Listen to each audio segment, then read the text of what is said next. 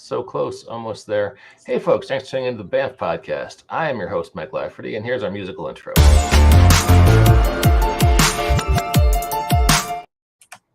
And today we're going to be talking about Transformers: The Rise of the Beast trailer. Let me introduce everybody first. Directly beneath me is Jacob Blackman. Jacob, how you doing? Hello, doing well. Always good to have you. Below Jacob, we have Walt Rebilliard. Walt, what's new? I am here in spirit. Oh, sweet. And very last but not least is Mr. Eric Bloat, RPG publisher. Got one of his most recent efforts here, War for the Wastelands. Yes. How you doing, Eric?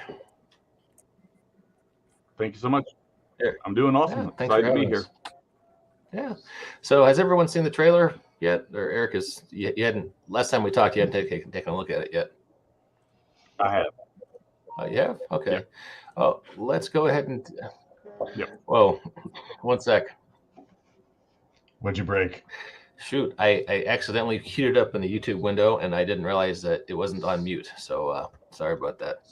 All right, so let me cue that up, and we can watch through that real fast, and then we'll have entertaining banter about it. So Yes. Just 1 second. Share screen. Chrome tab. Transformers: Rise of the Beast. Share audio. All right, here we go. Yeah. It was all a dream.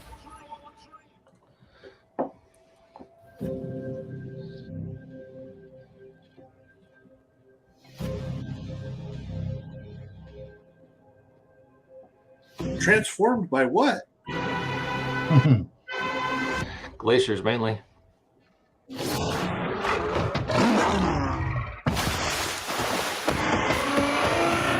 All right, the cinematography on that was cool as hell. Yeah. I'm not the one to fear, Prime. Why is the robot monkey talking?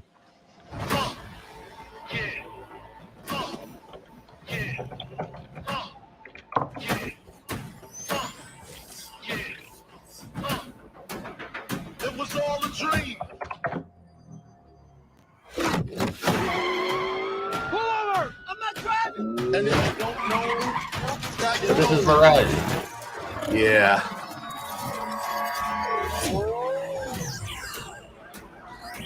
Yeah, because they made Jazz a Pontiac. Yeah. It's good to see another G1 Autobot in the movies. Hope they don't kill him off. And if you don't know, now you know. I'm blowing up like you thought I would. Call the quick, same number, same good. Where's he? Of all the threats from both your past and future, you've never faced anything like this. Let them come.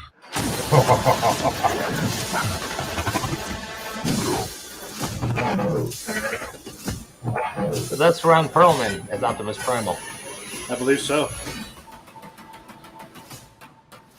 And if you don't know, now you know.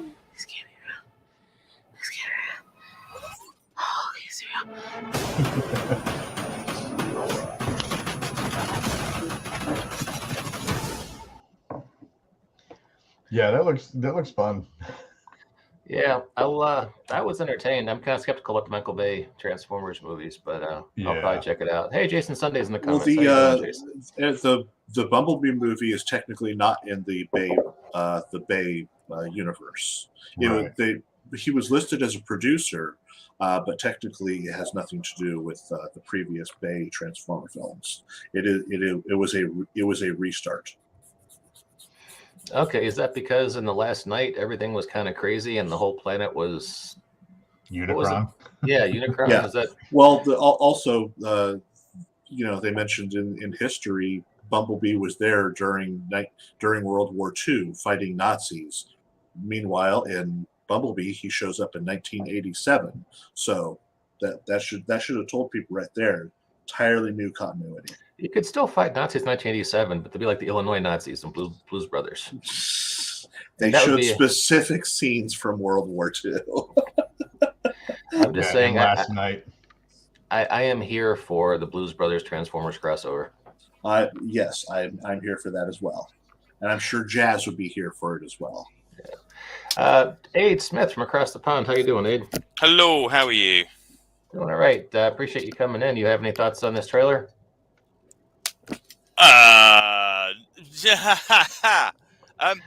No, Okay.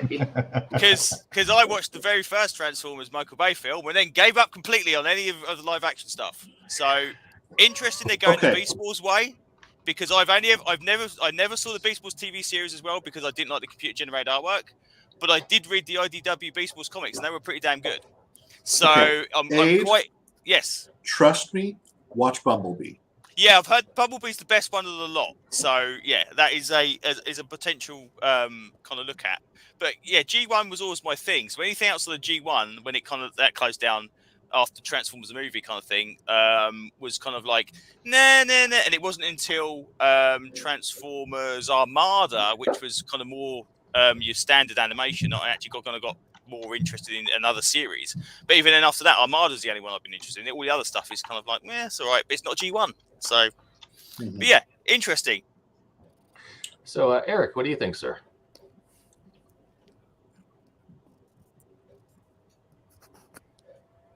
I think he broke. Eric, are He you might be locked up? frozen. He looks frozen. Oh man, that's a bummer. Yep. That's like the end. But if you got to freeze, that's a great shot. Yeah. Could be worse. But yeah, so do we know if this is Beast Wars, or is this just like, hey, we're tagging Beast Wars onto the end of the original series stuff? I'm not even sure which continuity is it in, to be honest with you. You guys know? Well, considering Beast Wars has always involved time travel, considering the original cartoon was all about they go back in time to millions of years in the past. It's who's to say? And also, silly question: if this is like old school, old monster, why is Grimlock not in this? I thought Grimlock would be the ideal character to stick in with the animals, but there you go. Is Grimlock alive in the Bay continuity? Grimlock was in the last two of the Bay films, yes. Yeah, that's what I thought. But like I said, this is happening after Bumblebee, which is a new continuity. All right, so this is a Bumblebee follow-on. This is a Bumblebee follow-up. All right, so this is a direct sequel to Bumblebee, which was a reboot of the Transformers cinematic universe. So yes. All right, so that's cool. I'm on board with that. Interesting. I don't know. I kind of like 8. I was never really into Beast Wars because I thought they looked terrible. But yeah, this looks kind of cool. Hey, Eric's back. Eric, how you doing? Eric, are you there? Hey, I'm here again. Let's try this again. Back. All right. I am. Can you hear me? So we can. So what'd you think about this?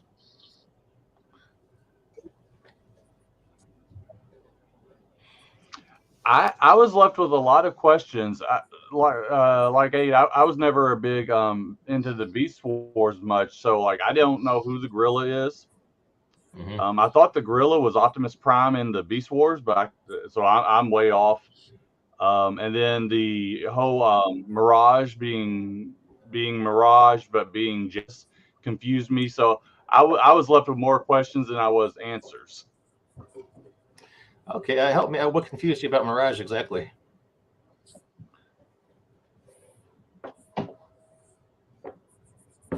Did Eric just lock up? Yeah. Well, just that Oh, there he is. he was.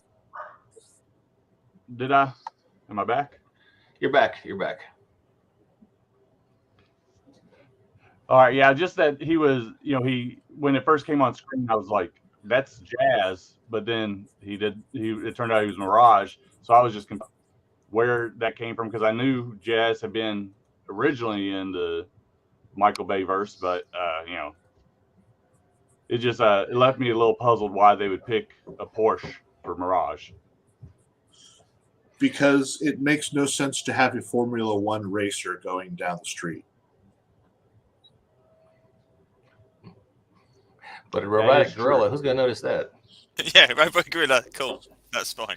That blends in. Well, you'll Well, notice he's not. You notice the robot gorilla is not going down the street. He's hanging out in the forest. Where he blends in seamlessly. Exactly. Yeah, when they change all the alt forms, that's when it starts getting like, oh, this is Brawn. Okay, but this Brawn, not the other Brawn. This is the other. This is the second Brawn that's changed into something else. Or when RC used to turn to a motorcycle, now she doesn't turn to. As oh my god, okay, right. Yeah, it gets very confusing. This was kind of a problem with G1 in general. Just, hey, we're going to go to Earth. We're going to blend in. Everyone will be normal vehicles. And Cosmos is like, okay, I'll be a UFO. And Mirage is like, I'll be an F1. I'll be a Formula One racer. And, you know, other guys are like, I'll be a Lamborghini Countach.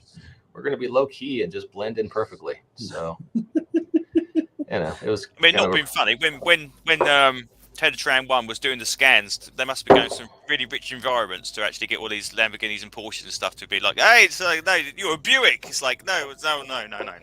I have to assume Teletran 1 just flew over a car show and just scanned everything. Yeah, there aren't a lot of Ford Escorts and AMC Champs in the G1 adventures, which is kind of a shame because I think that would be fun. But you know, I'd love to see. And I'm having Jacob draw one right now for upcoming adventure is a food truck. Combat Yugo. A Combat Yugo. I would love to see a Transformer as a food truck. Yes. Although that would be kind of messy if you were serving people and all of a sudden you had to switch it up. Yeah, just tacos everywhere. Fluids and Friolator juice just splashing everywhere. Yeah. One of the most popular Transformers in Rescue Bots Academy was a garbage truck. Well, why wouldn't they be? Yeah, that they couldn't keep that. I mean, it was aimed at kids. Kids love. My kid loved garbage trucks when he was 5, 6, 7. They couldn't keep that toy on the shelf. It got into the collector's market, and you had to buy it for like $50 or $60. So my kid never got one because I couldn't do that. But so I don't know. I'm looking forward to it. Oh hey, from Jason Sunday, he says I have the Transformers RPG, but I haven't got a chance to play it yet. Anyone know if it's any good? Jacob, you have a copy of that too. Have you had a chance to play it? I have not had a chance to play it. The first session is, in fact, going to be 2 weeks from now. But so far, character creation went well, and I'm really looking forward to it. Okay, what's your impression so far? So far, it's got a pretty fun mix between a standard D20 system, much like 5th edition, and Savage Worlds. Because instead of a flat bonus on skill rolls, you roll dice, much like Savage Worlds, and the higher your die, the better you are at said skill. So your die can be anywhere from a D2 to a D12. Okay, cool. You know, if you ever want to run that on the show, do a quick demo session. I'd love to see how it plays. I am certainly considering. I was actually thinking about building up some of if whether people wanted to play actual Transformers characters, or if they wanted to play like their Valor Knight characters converted over. I was going to be asking about that when I did it. All right, cool. I guess I just wanted to mention while I've got Eric here. Eric wrote a Transformers game that we've been playing the hell out of for a few years now, and it's fun. Yeah, it's 5 pounds of fun in a 2-pound bag. We're really enjoying that game a lot. And I made up a handy tiny URL so I can say it on the air and it won't sound confusing because I'm a sensitive host who cares about my guest needs. tinyurl.com/Valor Knight. You can check out Eric's game right now. And we did an actual play just this Monday. So it's been a lot of fun. Eric, you are such a busy dude. I am sure there's probably no plans for a sequel or anything, right? Because you got a ton of new projects going on. Eric, did we lose you? No, I think there's a delay. Yeah, there's like there's always a want for a sequel, or from me personally, like to to our home survive this system, do a conversion of that. But I definitely want to put more stuff out there just because I love the Valor Knights game so much. Yeah, we're big fans of it here. As you know, we've done a bunch of content for it. So looking forward to anything else you might do in that universe. Oh yeah. So, well, hey guys, we've been talking for about 15 minutes. I think we have exhausted the subject of the Rise of the Beast trailer. Anyone else have any thoughts before we wrap things up? Well, okay, just a Transformers related question. Yeah. Who do you think is going to pick up the Transformers license for the comics after the IDW lose it? My guess would be probably Dynamite or Dark Horse. Because rumors was about was Skybound were going to have it at one point, which would be interesting. Of course, obviously the best thing, in my opinion, would happen would be Marvel would get hold of it and then reprint all of the original content in Epic Collection, and then I'd be very, very happy indeed. But, yeah, we'll see. Now, Marvel getting a hold of Transformers again would be fun, especially because they already have other Hasbro properties like Star Wars. So getting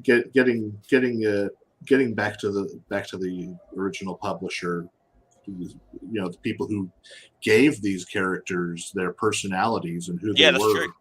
Because all of that was done in house, wasn't it? Marvel. Yeah, in-house all that was Marvel. They were just random robots who turned into vehicles. The people at Marvel gave them their names, their backgrounds, who was on what side. That was all Marvel. And then once they've got Transformers back, they can get Rom back, and then we can have all the Rom comics reprinted. And that'd be really cool. Yeah. Wouldn't that be nice? So maybe the Micronauts. We can dare to dream. Anybody else closing thoughts before we wrap things up? Send it. All right. I'm very excited to see this movie. I was never a fan of Beast Wars, but since this movie came out, I have done research and I learned what Beast Wars was about. Apparently, the stories were amazing. The animation I did not like, but I read through what some of the stories were. The stories were honestly really good, and they had some character growth in that. And the episodes were less episodic. They were a little more serial than the original series. And while I probably will never actually watch the show because that animation is dated and horrible, I can honestly say that it has a huge fan base, and I look forward to hoping they treat that fan base as well as some of the new properties have treated us, because there have been some good Transformers shows recently, and the Bumblebee movie was excellent. I hope this movie continues that brand of excellence. Just a closing thought. Some people have argued that the Beast Wars cartoon actually kind of saved the franchise, kept it from sinking into obscurity the way, say, Marshall Bravestar or Mask did during that time frame. So something to consider. Anyway, Eric, always a pleasure having you on. And thanks so Jacob. much. Oh, it's good. Walt, Jacob, Aid, good seeing you guys, and we'll catch y'all next time on the Banff Podcast.